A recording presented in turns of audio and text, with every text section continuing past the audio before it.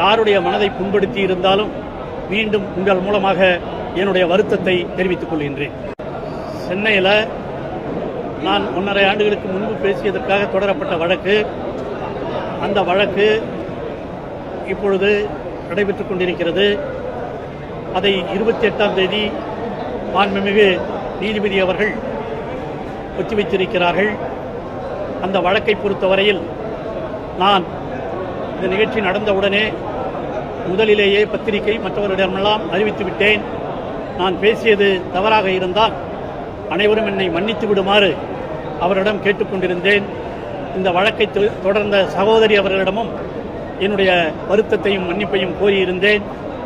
மீண்டும் அவர்களுடைய மனது புண்பட்டிருக்குமானால், யாருடைய மனது புண்பட்டிருக்குமேயானாலும் என்னுடைய குளமார்ந்த வருத்தத்தையும் மன்னிப்பையும் உங்கள் மூலமாக கேட்டுக்கொள்கின்றேன். ஆகவே இந்த வழக்கு 28ஆம் தேதி வருகிறது. அதற்கான முடிவுகள் விரைவில் வரும் என்று எதிர்பார்க்கிறேன்.